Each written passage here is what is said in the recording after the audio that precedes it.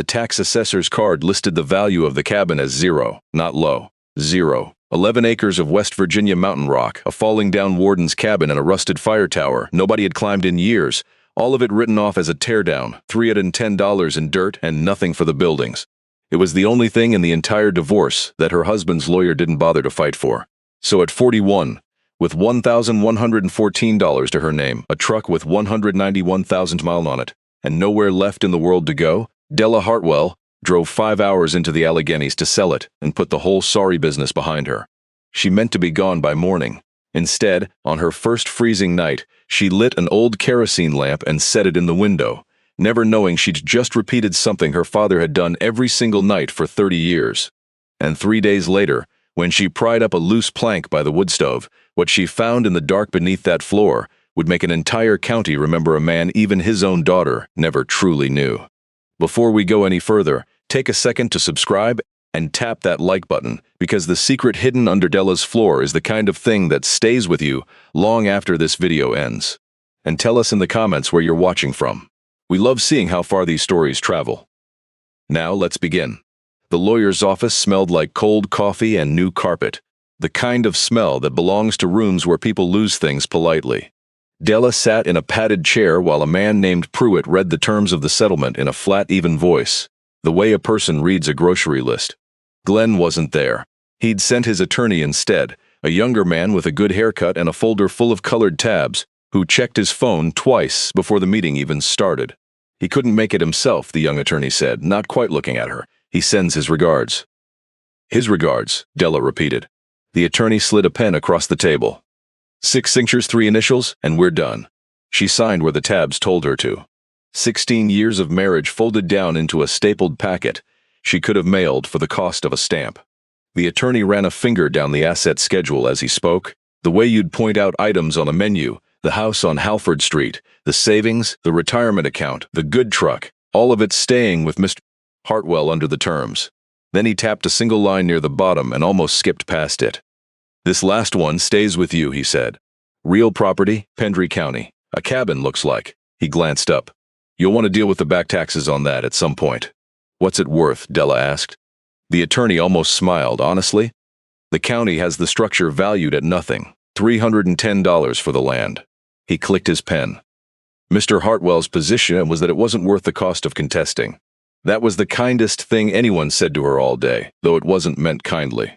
The cabin was hers, because no one else could think of a reason to want it. Della picked up the cardboard box from beside her chair. Inside were the things Glenn had left on the kitchen island for her to collect.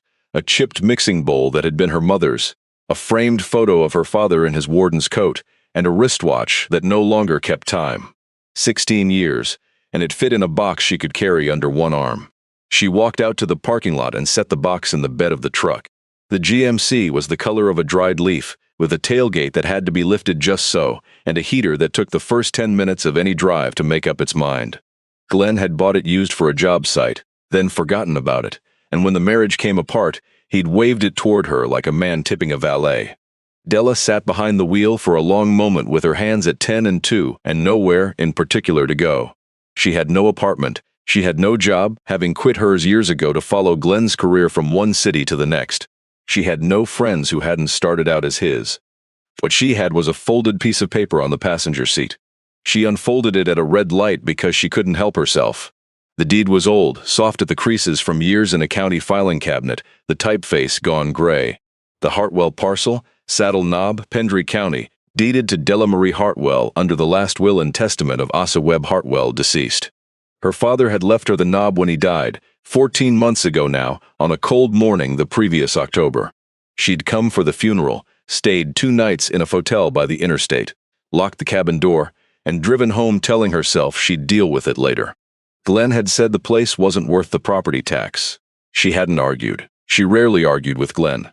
That had been the arrangement, though no one ever said it out loud. The light turned green. Della pointed the truck west and let the city thin out behind her. The drive took 5 hours and changed its character 3 or 4 times along the way. Interstate gave way to a state highway, which gave way to a county road, which finally gave way to a forest road that wasn't paved so much as remembered. A single lane of broken blacktop and gravel climbing into the Alleghenies through tunnels of hemlock and red spruce. The trees carried the last of the autumn, edges of rust and gold burning through the dark green. Della cracked the window an inch and let the mountain in. It smelled like wet stone and balsam and wood smoke from somewhere far off, and underneath all of it that older smell she had no name for, the one that lives in high places where the wind never fully stops. She'd forgotten that smell. Her whole body remembered it before her mind did. She'd spent summers up here as a girl.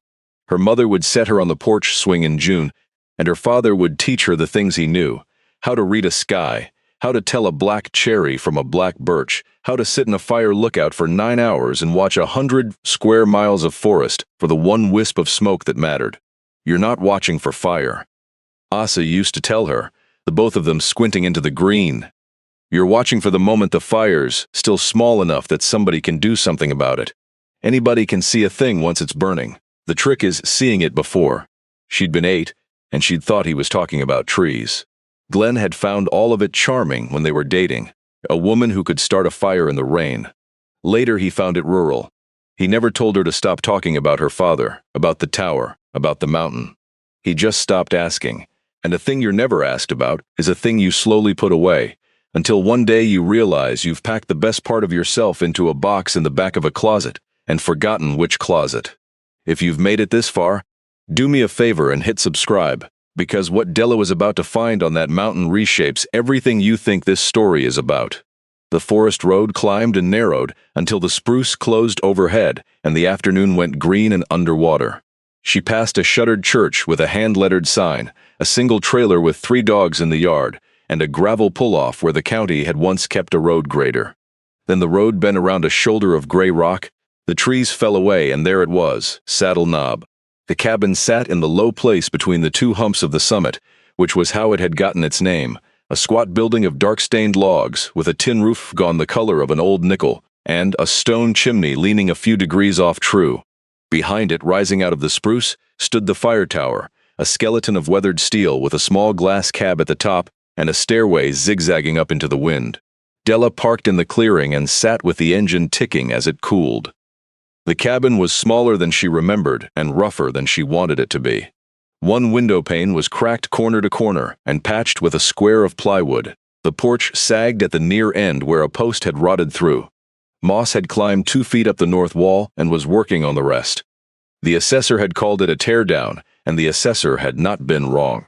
And yet the walls stood square, and the roof, for all its rust, didn't show daylight, and when she finally climbed out and crossed the dead grass, the air smelled exactly the way it had smelled the last summer she was happy. She'd come here to sell a place she'd been a child in. She hadn't expected the place to remember her back. The front door was locked. She tried the keys from the manila folder, one by one, until the third, a long brass key worn smooth, turned with a gritty complaint. The door swung in on a single rusted hinge, and the smell of the inside came out to meet her, dust and cold ash and cedar, the particular stale of a room that's been holding its breath since the last person left.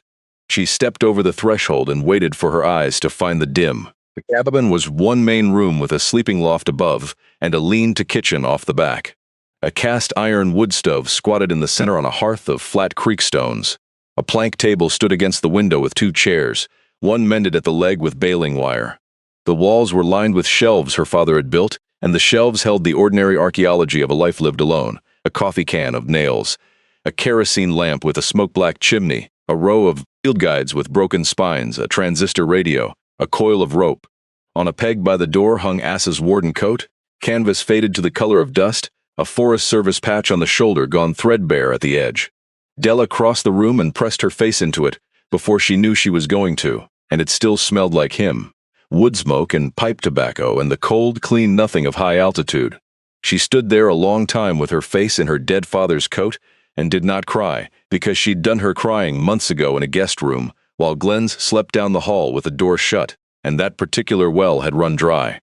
On the table sat his enamel thermos and a tin cup, and beside them a block of basswood half carved into the shape of a bird that would never be finished. He'd been whittling it the week he died.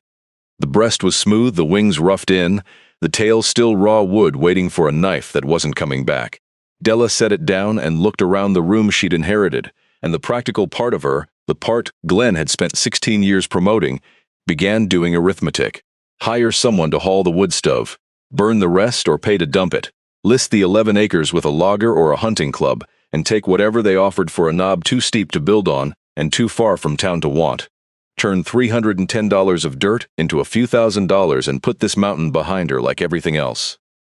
That was the plan when she walked through the door. It lasted about as long as the daylight did. Stay with me here, because the next thing Della did, almost without deciding to, is the moment the whole story turns. She didn't drive back down to the motel by the interstate. She told herself it was the road, that nobody sane drove a forest road like that after dark, and there was truth in it. But the truer thing was that she didn't want to leave the smell of the coat. So she carried in the box and the sleeping bag she'd thrown behind the seat out of old habit, and she built a fire in the wood stove the way Asa had taught her, kindling teepeed over a twist of birch bark. The draft cracked open just so, and she sat on the hearthstones while the iron ticked and warmed and pushed the cold back into the corners. The lamp on the shelf still had kerosene in it. She lit it, set it on the table by the window, and the small flame doubled itself in the dark glass and threw a soft yellow circle over the whole room. Night on Saddle Knob was a thing she'd forgotten too. No glow on the horizon, no hum of traffic, no neighbor's television leaking through a wall. There was the wind working at the tin roof, the settling pops of the cooling stove, and a darkness outside so complete it pressed against the windows like water against the hull of a boat. Della made coffee on the stovetop in a dented percolator, because that was what you did when you didn't know what else to do. And she sat at the table in the lamplight in the cabin her father had left her, 1114 and a truck and a box to her name, and for the first time in a very long while no one in the world knew exactly where she was. The thought should have frightened her. Instead, it felt like setting down something she'd been carrying so long she'd stopped feeling the weight. She slept in the loft on a bear-tick mattress under a wool blanket that smelled of cedar and mouse, and she slept hard the way you sleep at altitude, and she woke before light to the sound of something moving in the clearing. The first gray was just coming into the windows, that thin mountain light that doesn't warm anything. Della lay still and listened. Footsteps, deliberate, crossing the frost-stiff grass, the clink of metal. A pause. Then the unmistakable sound of someone setting something down on the porch boards and stepping back. She came down the loft ladder as quietly as she could, took the iron poker from beside the stove out of an instinct she didn't examine, and put her eye gap where the patched window pane met the frame. There was a young man in the clearing. He stood where the grass met the spruce, watching the cabin, and he went very still when he saw the smoke rising from a chimney that had been cold for 14 months. Tall and thin in the way of someone still growing into his frame, maybe 19, in a canvas coat too big for him and a knit cap pulled low, a battered pack on his back and an armload of split firewood he'd just stacked on the porch. He didn't run. He didn't come closer. He just stood there with his breath smoking in the cold, looking at the chimney like it had betrayed him. "I didn't know anybody was up here," he called. Della opened the door, the poker hanging forgotten at her side. "Who are you?" she said. "I bring the wood," the boy said, as if that explained everything. He nodded at the stack on the porch. "I keep the path to the spring open.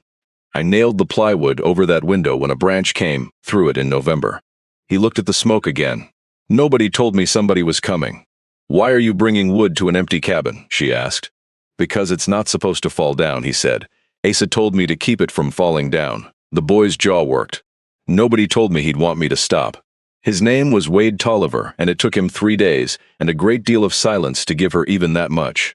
That first morning he wouldn't come inside. He stood on the porch with his cap in his hands and answered her questions in single syllables, his eyes moving constantly to the truck, to this, the tree line, to the road, the way a creature moves when it's learned that the nearest exit is the most important thing in any room. So she made him coffee instead, which he also wouldn't take inside, and she carried 2 cups out to the cold porch, and they sat on the top step looking at the same wall of spruce, not talking, which it turned out was the only way Wade Tolliver knew how to be near another person. "You knew my father," she said finally. "He let me stay," Wade said. After a moment quieter, "He didn't ask me anything. He just put a bowl of beans in front of me and said, the loft was mine as long as I wanted it." Della looked at the boy's profile, at the careful way he held the warm cup with both hands like it might be taken from him. "Where'd you come from?" she asked. "Around," Wade said. "Foster mostly. 11 houses by the time I aged out. He said it the way a man reads off a license plate, flat, no feeling allowed near it. They give you a trash bag of your stuff and a list of numbers that don't pick up. Then you're 18 and you're a grown-up, and you go figure it out. And you came up here. There was a lamp in the window, Wade had said, looking at the porch boards. In the dark, in the rain, all the way up that road. You could see it from the last switchback. He shrugged. A small motion. So I walked toward it. Della filed that away without comment, the way she was learning to do with this boy, because anything more than that would have sent him back into the trees. But it stayed with her. A lamp in the window, a door that opened. She'd lit that same lamp her first night, set it in the same window without knowing she was repeating anything at all. If you're still with me, this is where it stops being a story about a cabin and becomes a story about what was hidden inside it. Subscribe now, because the reason Asa Hartwell kept that light burning is the reason none of this can be undone. She couldn't make herself list the place. That was the truth she arrived at over the following week, alone up there with a boy who appeared at the wood line each morning and vanished into it each dusk. Every time she got as far as taking a photo of the cabin to send to a realtor, she'd notice something. The careful way the shelves were joined, the hooks Asa had driven into the porch beam at heights that made no sense until you understood they were for different sizes ad packs. The second mattress rolled and tied in the loft corner. The 3 coffee mugs lined up on the kitchen shelf when one man living alone needs only one. The cabin kept telling her things she didn't yet have the words for. So she stopped trying to sell it and started doing the only thing she knew how to do when her life came apart, which was to fix something with her hands. She replaced the rotted porch post with a spruce pole that she and Wade cut and notched together. She cleaned the stovepipe of a season's creosote, lying on her back on the hearthstones with soot raining down onto her face.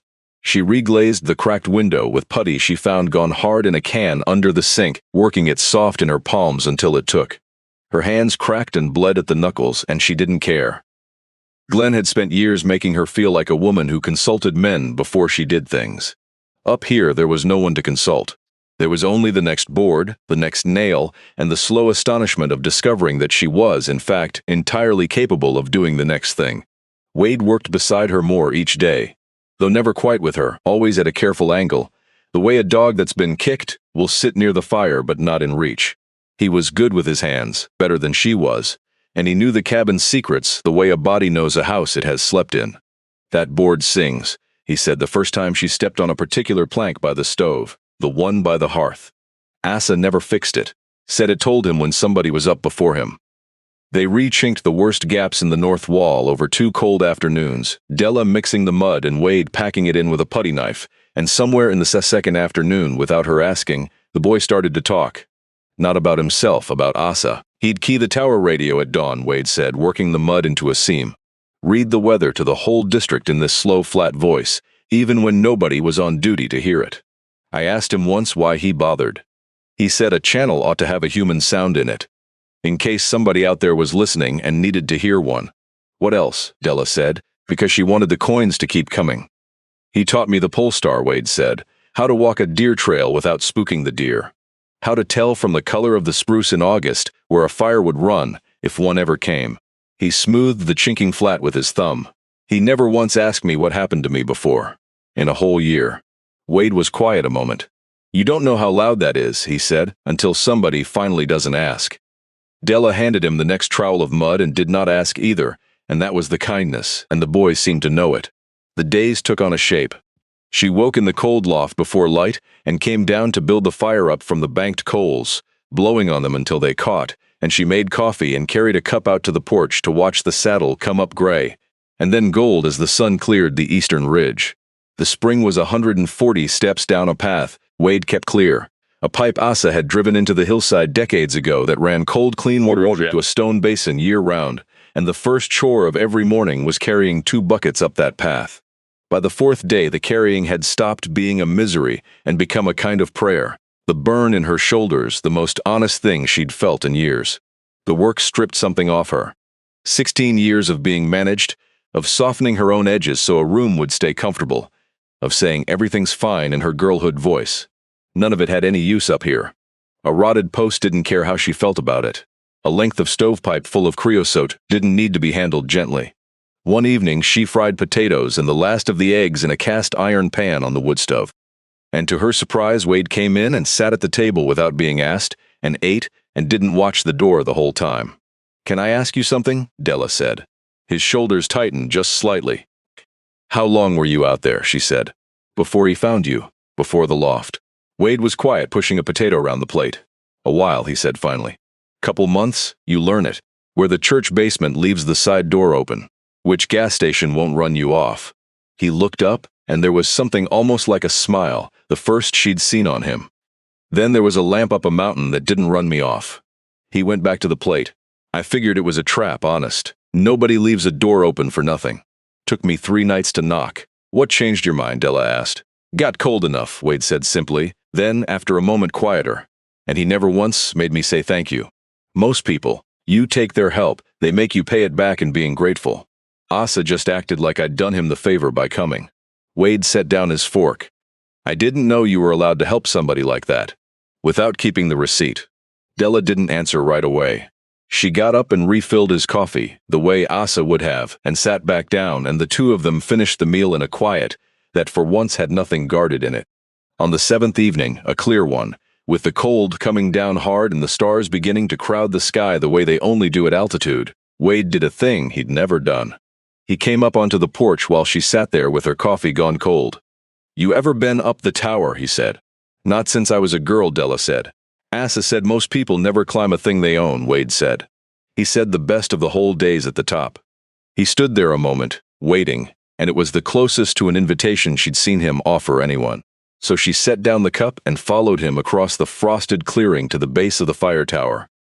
And they climbed the zigzag steel stairs in the dark, 90-some steps, the whole structure humming faintly in the wind, until they came out into the little glass cab at the top, where her father had spent the better part of 40 years, and there was a stool bolted to the floor, a map table under glass gone soft with handling, a fire finder he'd used to triangulate a column of smoke to the half-degree, and tacked to the wall above it, faded almost to nothing, a child's drawing of a mountain with a sun over it and 2 stick figures holding hands, signed in the wobbling capitals of a 6-year-old. Della. She had no memory of drawing it. He had kept it on the wall of his lookout for 35 years. She didn't say anything. She didn't trust her voice. She stood in the glass cab with her dead father's whole working life laid out around her, and below her the saddle fell away into county after county of black forest, with one single point of yellow light burning in the cabin window where she'd left the lamp. The only made light in 100 square miles of dark. He never lit it for himself, Wade said beside her, looking down at it, the lamp. He lit it every night, whether he was up here or down in town. I asked him once why when there wasn't anybody coming. "What did he say?" Della asked. Wade was quiet a moment, getting it right. He said, "You don't light it for the night somebody comes. He said you light it for all the nights they don't, so it'll already be lit on the one night they do." Neither of them spoke after that. They climbed down in the dark without talking. Della banked the fire, and Wade went up to the loft, and for the first time he didn't roll his pack to use as a pillow against the wall by the ladder where he could watch the door. He used the mattress. It was a small thing. It was the largest thing she'd seen in a year. It was on the 9th day, moving the wood stove 3 inches to true up the hearth, that she found it. She'd levered the stove off its stones with a length of pipe and a fence post, sweating in the cold, and when she swept the bare floor underneath to reset the bricks, the broom caught on a seam. Not a gap, a seam, straight and clean, running square along the edge of one floor plank where it met the next, too true to be an accident of age. Della knelt and ran her fingers along it the way she'd run them along the cabin's other secrets all week. The plank wasn't nailed. It was cut to lift. She worked the blade of her pocket knife into the seam and pried, and the board came up with a dry woody scrape, and beneath it was a cavity in the floor joists, dry and clean, the size of a small trunk. Cold air rose out of it, and the smell of paper and old metal and something else, something like a held breath. Inside were 3 leather-bound ledgers, fat and soft-cornered, stacked one on the other. A green metal cash box of the kind you'd buy at any hardware store. And a coffee tin, the big 3-pound kind, its lid sealed with a strip of friction tape, far heavier than coffee. Della lifted the top ledger out with both hands. The leather was worn smooth and dark where 10,000 thumbs had opened it, and when she turned back the cover, the first page was filled with her father's handwriting, small and square and slanting just slightly uphill, dated October 9th, 1979. She read the first entry by the gray window light, and then she sat down on the floor because her legs no longer wanted to hold her. If you've followed Della this far, take 1 second to subscribe. Because what was written in those ledgers is the thing that turns this whole mountain into something nobody in that county will ever forget. October 9th, 1979, a man named Del Rucker came up the road tonight on foot. Walked off his shift at the mine and just kept walking. Didn't plan to come this far. Fed him. He talked till 2 in the morning about a thing that happened underground in 71. He never told his wife. Sent him home with a thermos in the morning. Told him the lamp stays lit if he ever needs it again. He won't, but it's there. Della turned the page. The lamp stays lit. The next entry was 3 weeks later, a different name, a different reason. A logger's wife with 2 children and a bruise she wouldn't explain. Given the loft for a night and gas money for a sister's place in Ohio in the morning. Then a runaway boy of 17, 3 days out from a home in Elkins, fed and warmed and driven by Asa himself, to the one sheriff in the county Asa trusted to handle it gently. Page after page after page. Names, dates, reasons, and at the end of nearly every one the same line in some form or another. The lamp stays lit. The door's not locked. Told them they could come back. She read them aloud after a while to the empty room because it felt wrong to let words that quiet go unspoken into the air a second time. Wade came in from the wood and stood in the doorway and listened without taking off his coat, and when she got to one that had no name on it, only initials and the words "thank you for not asking me anything," the boy turned and went back out onto the porch, and Della let him and didn't follow. She understood now what the cabin had been trying to tell her all week. The hooks at different heights for different packs. The second mattress in the loft. The 3 mugs for a man who lived alone. The lamp she'd lit her first night, throwing its yellow circle into the dark without her knowing why. For 30 years, her father had kept a light burning on the worst mountain in the county, so that anyone walking off the worst night of their life would have somewhere to walk toward. He had fed them and warmed them and listened to the things they couldn't say to anyone else, and he had written each one down not as a debt but as a life, and he had never said a single word about it. Not to the county, not to the newspaper, not to his own daughter, who'd spent her childhood summers 15 feet from a trapdoor she never knew was there. She opened the cash box. Inside was $217 in soft small bills, a brass key she didn't recognize, and a folded receipt from a hardware store dated 1981 for 2 cots and a kerosene heater that her father had kept for 40 years for reasons she would never know. Then she peeled the tape off the coffee tin, and the tin was full of letters. 61 of them. She counted them twice because the number mattered to her in a way she couldn't explain. 61 letters in 61 different hands, some on lined notebook paper, some on the backs of church bulletins and feed store receipts, one written on the inside of a torn cereal box, all of them addressed in one way or another to the man on the mountain. A woman named Carla, who wrote that she'd driven up Saddle Knob in 1994, meaning not to drive back down, and that the lamp in the window was the only reason she had grandchildren now. A man named Pruitt, who wrote that Asa's $40 and a tank of gas got his family through the month the plant closed, and that he'd paid it forward 11 times since and meant to keep going. A boy whose careful young handwriting only said, "Thank you for not asking me anything." The same words, signed with the same initials.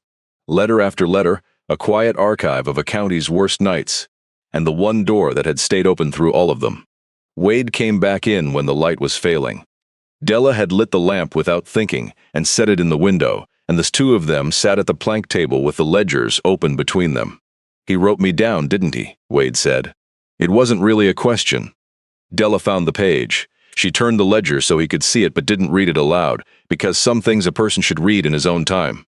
Wade looked at it a long while. "I keep it where I can find it," he said finally, which made no sense and made perfect sense, and Della understood that the boy had read his own entry before, alone, more than once, the way you'd return to the one piece of evidence that you were ever worth the trouble. And then 2 pages on, near the very end of the last ledger, Della found her own name. Della called tonight. The entry read, dated a little over a year before he died. Sounded thin.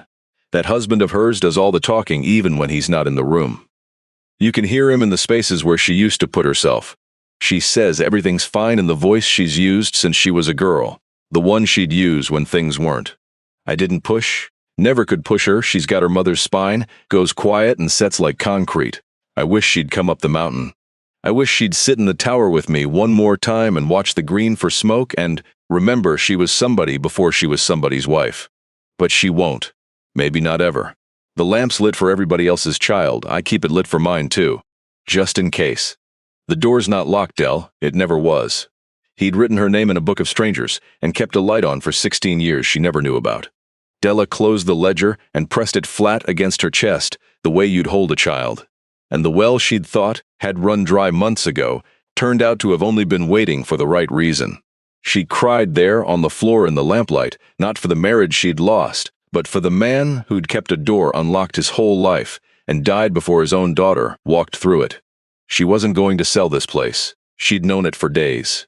Now she knew why.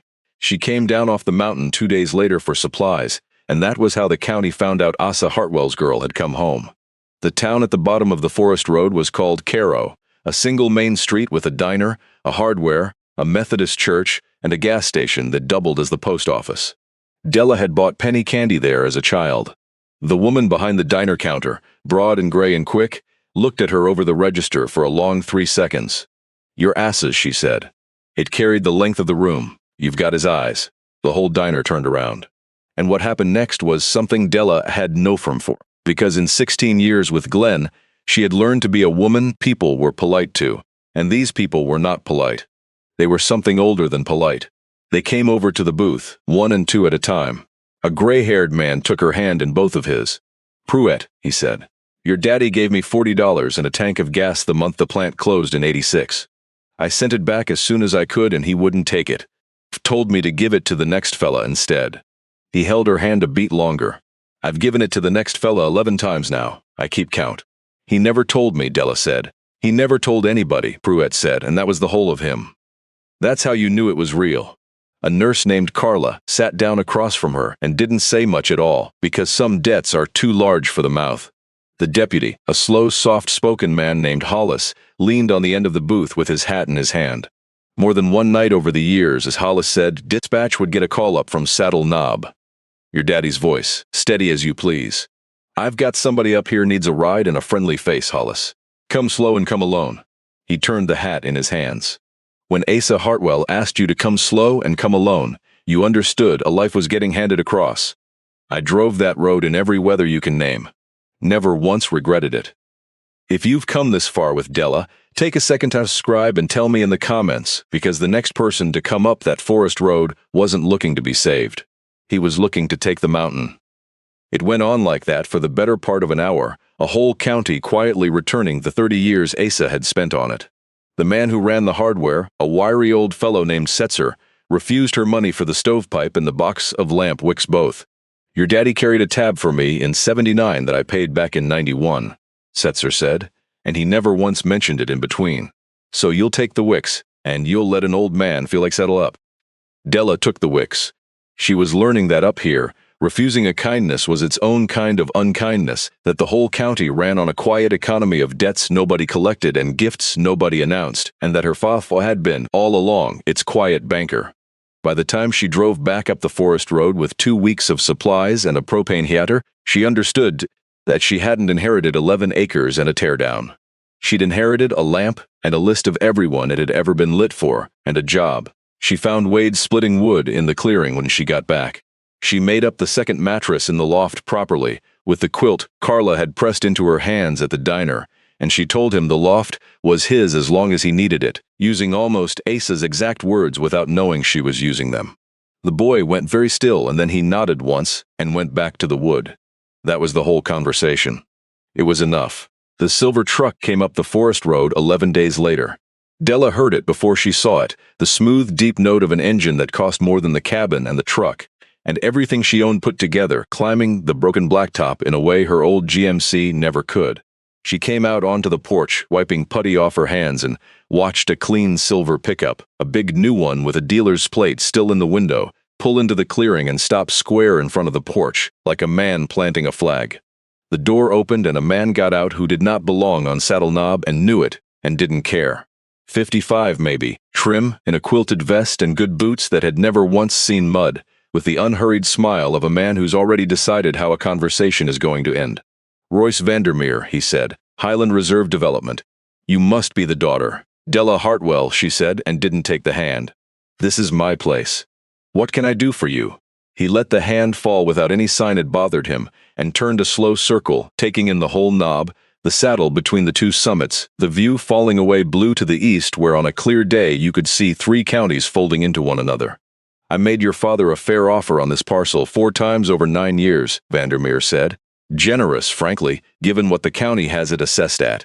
He turned me down 4 times and never once gave me a reason a businessman could understand. He smiled, smaller. I was sorry to hear he passed. I'm here because I'd hate for his stubbornness to cost you what it cost him.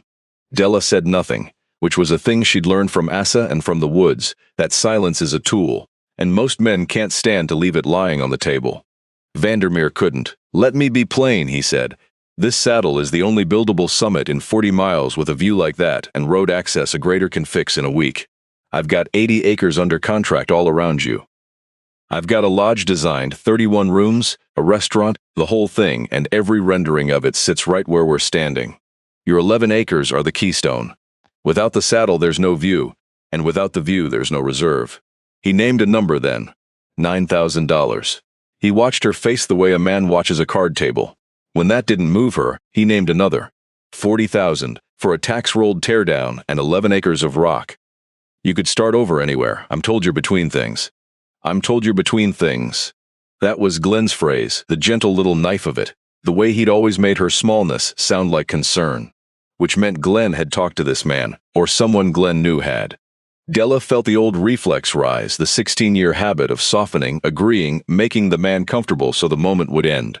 And then she felt the lamp behind her in the window, and the 61 letters in the tin, and her father's hand writing the door's not locked. Dell, it never was. The reflex died where it stood. The parcel's not for sale, Della said. It wasn't for sale when he was alive, and it's not for sale now. You can keep your renderings. Stay right here. Because this is where Royce's Vandermeer stopped smiling, and where he made the mistake that cost him the whole mountain.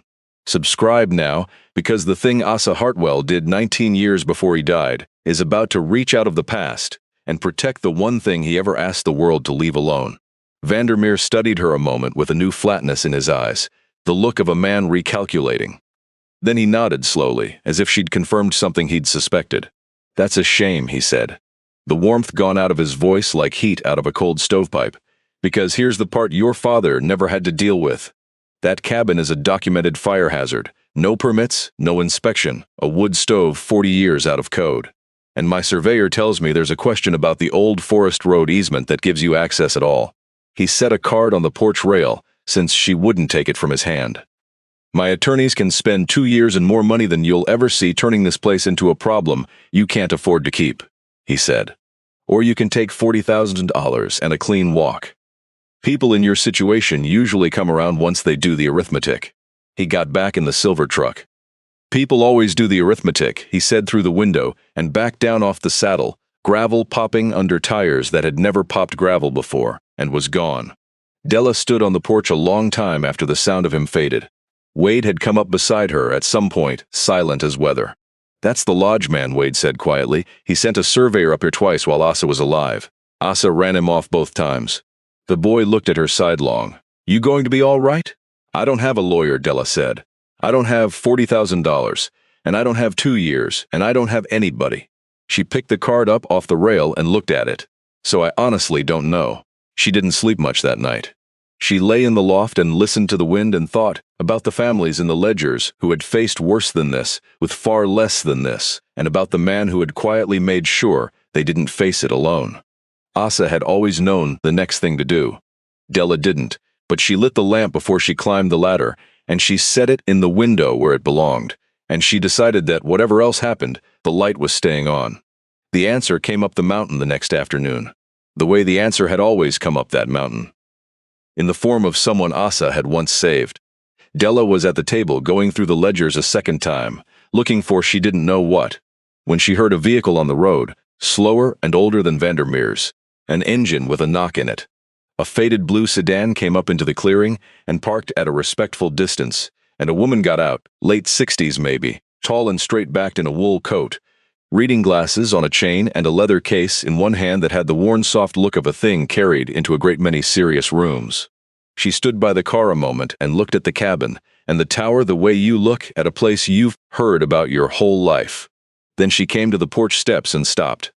You'd be Della, she said. I'm Bet Aldridge. I used to practice law down at the county seat before I had the good sense to quit.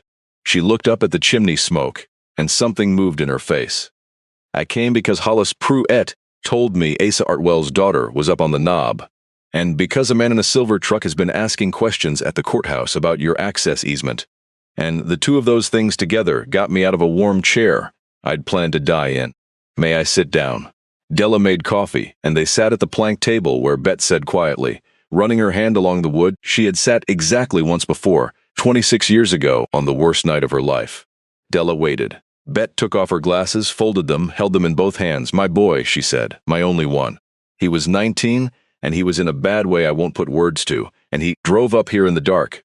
Because somebody, at the hospital, a janitor of all people, told him there was an old man on Saddle Knob who'd sit with you and not call anybody you didn't want called. She turned the glasses over. Asa kept him 3 days, fed him, walked the woods with him, didn't lecture him, didn't tell me, just kept the light on and kept my boy breathing until my boy could do it himself. He's 45 now. 2 kids, an engineer down in Roanoke. She put the glasses back on and her voice came back to level. So when I tell you I am going to handle the man in the silver truck, Ms. Hartwell, I'd like you to understand I've been waiting 26 years for the chance. You'd be doing me a kindness to let me. Della showed her everything. She lifted the loose plank by the stove and brought out the 3 ledgers, the cash box, the tin of 61 letters. The old attorney went very quiet looking at it all. She read 3 of the letters and had to stop. Then she got businesslike, because business was how Bet Aldridge held herself together. And she went through Vandermeer's threats one by one and took the air out of each. The fire hazard, she said. A man cannot condemn your home because he wants the view from it. The county hasn't cited you. He's hoping the word inspection scares you into selling. So we take the word away from him. We'll have a certified chimney sweep and an inspection on record inside the week, and a 40-year-old stove maintained by a fire warden is not a public nuisance. She tapped the table. The access easement is older than he is and recorded plain. That's a bluff too. She looked at Della over the glasses. Bluffs only work on people who can't afford to call them. So let's make sure you can. But here's what I want to know, Bet went on, and her voice changed. The leaning-in voice. Did your father ever do anything with the development rights to this land? Sign anything? Speak to anyone about a trust, a conservancy, a preservation outfit? Think hard. Della started to say no, and then she stopped because the brass key in the cash box had been bothering her since the first day, a key that fit nothing in the cabin. And she remembered, all at once and complete, a summer afternoon when she was a teenager, sitting in the fire tower with her father while a woman in a green vest with a clipboard climbed the stairs. Asa shaking the woman's hand, the woman saying something about a thing being recorded, and her father saying, in a voice Della had filed away and forgotten for 25 years, then that's settled, and nobody can ever change it. Not after I'm gone. She told Bet about it now. The woman, the green vest, the word recorded. Bet Aldridge set her coffee down very carefully. Green vest, she said. That'd be the Allegheny Highlands Land Trust. Recorded. She stood up. Get your coat, we're going to the courthouse. Hold on, because what they pulled out of the deed books in Craro is the whole turn of this story. Subscribe and stay with me, because it explains exactly why a man with $40,000 never had a chance against a man who'd been dead for over a year. It took 2 days, and a clerk named Earleen who'd known Asa and treated the request like a personal mission, but they found it.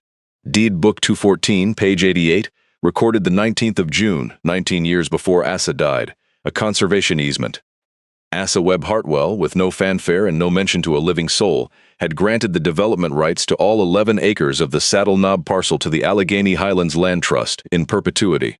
The land could never be subdivided. It could never host commercial lodging. It could hold the cabin that stood on it, and nothing larger, forever, by a deed restriction that ran with the land no matter who owned it, no matter how many silver trucks came up the road. He had given away for nothing, 19 years before he died, the exact thing Royce Vandermeer had driven up the mountain to buy. Della stared at the page. But Vandermeer's a developer, she said.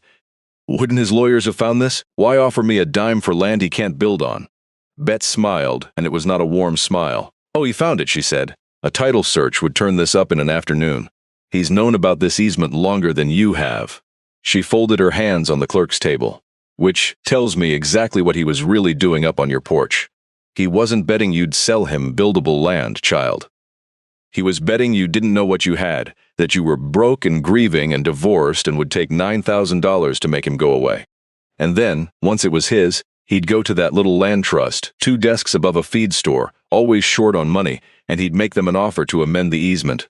Trade them a bigger parcel somewhere else, write them a check they couldn't say no to, get the restriction lifted quiet.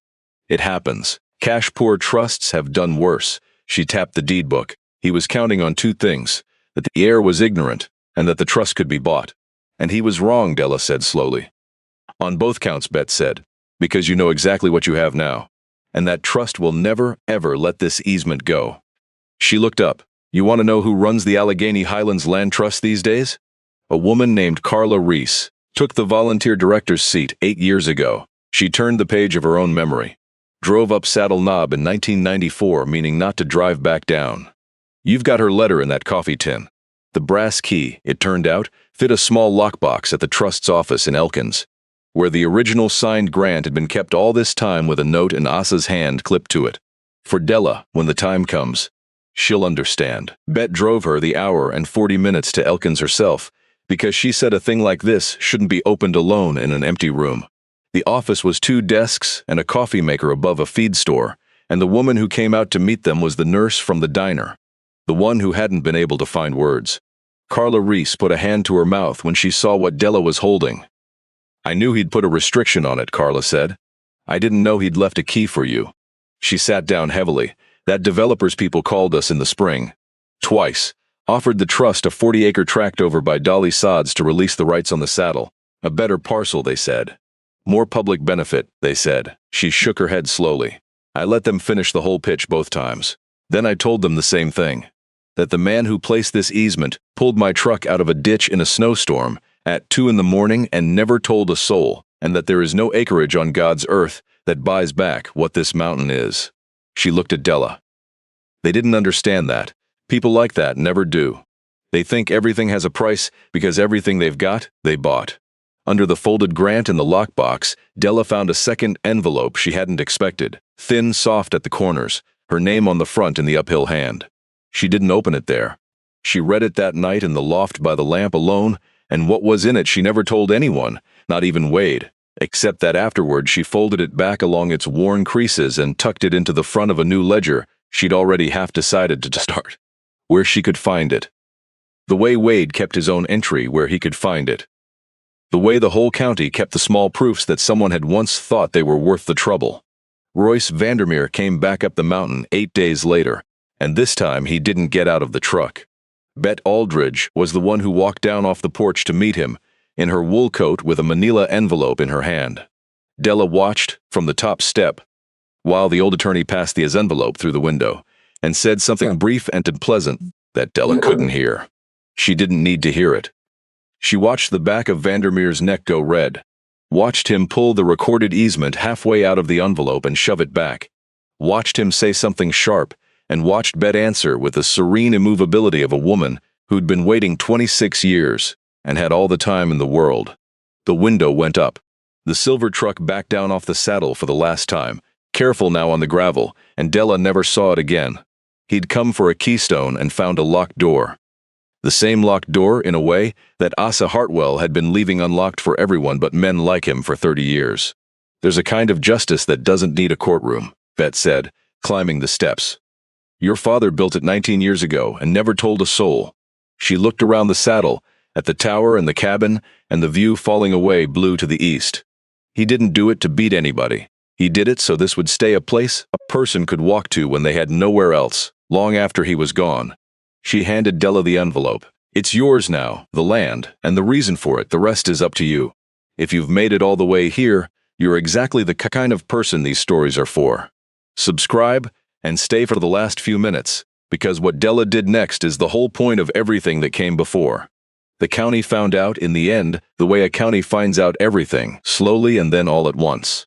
Bet Aldridge, who turned out to be unable to keep a good thing quiet the way Asa had, told one person about the ledgers and the tin of 61 letters, and that person told another, And by spring, the story of the lamp on Saddle Knob had traveled the length of Pendry County and a few counties past it.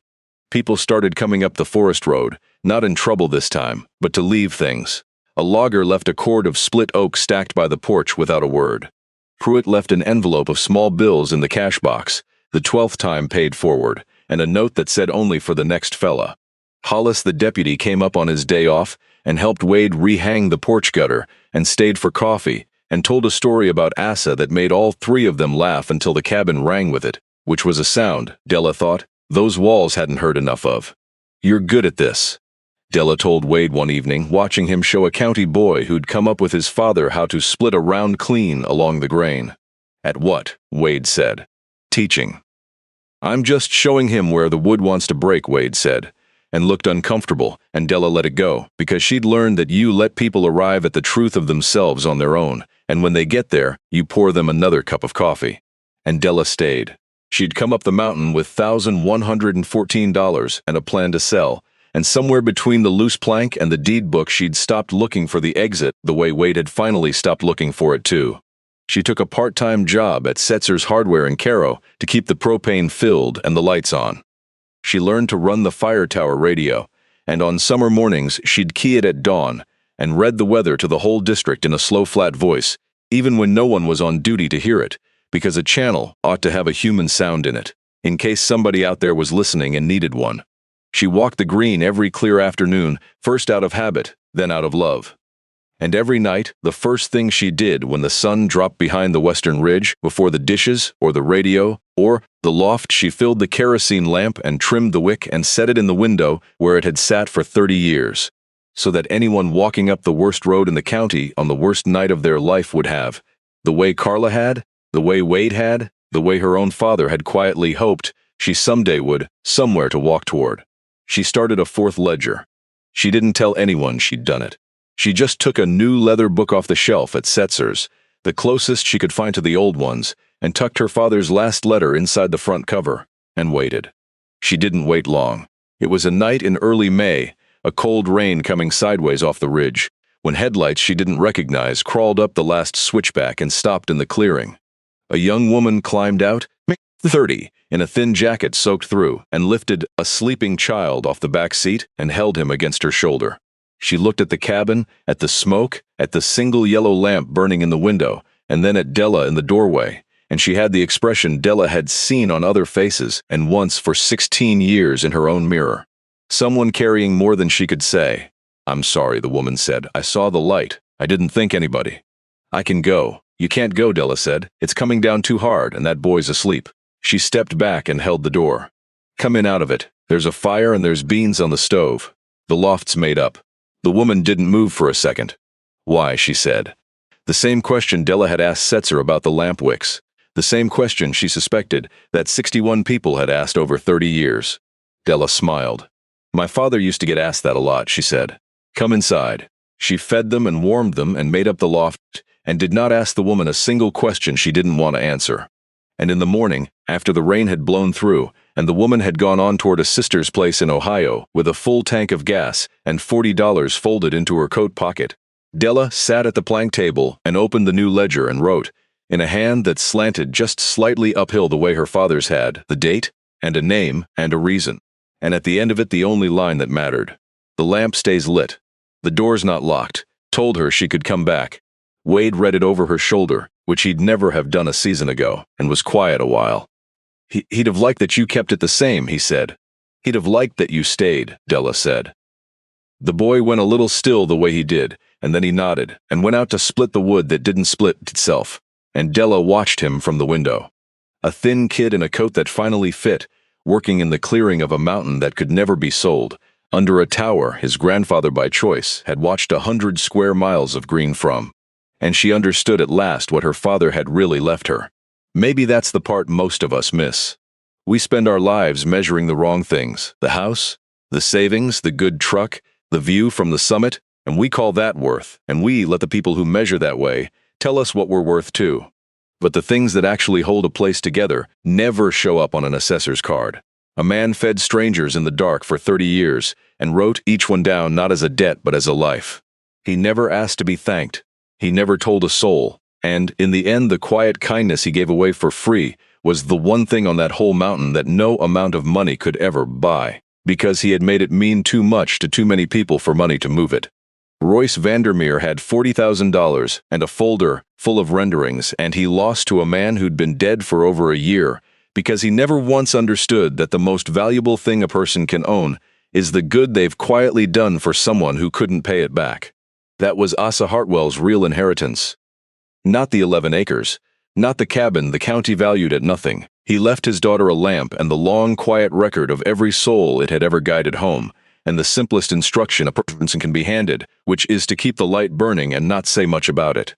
A legacy, it turns out, isn't what you leave behind. It's who you leave it for and whether they keep it lit. So if there's a lamp you've been meaning to put in a window for somebody, some small kindness you keep telling yourself doesn't matter because no one's there to see it. Light it anyway. Light it for all the nights nobody comes. Because you will almost never know which night was the one that mattered. And to the person walking up the dark road toward it, it will matter more than you could ever measure. Della was 41 years old. She had a truck with 191,000 miles on it, a part-time job at a hardware store, a boy in the loft who finally slept through the night, and a mountain that could never be taken. She had a tin full of 61 letters, and counting, and a new ledger with one entry in it, and a lamp in the window, throwing its small light out into a dark that had never frightened her less. Every now and then, on a clear evening with the wind quiet for once in the spruce, she'd climb the zigzag stairs of the old fire tower and sit in the little glass cab where her father had sat for 40 years, watching the forest for the one thin wisp of smoke that mattered, the way he'd taught her when she was 8 and thought he was only talking about trees. She'd watch the light go gold and then rose and then gone, and down below in the window of the cabin, the lamp she had lit would come up bright as the dark came on. A single steady point of yellow on the whole black face of the mountain, small and certain, and burning for whoever needed it next. The road came up to her door, and the door was not locked. It never had been, and Della Hartwell, who had arrived with a cardboard box and a plan to leave by morning, sat in her father's tower above her father's light and understood, finally, that she was not at the end of anything. She was just getting started.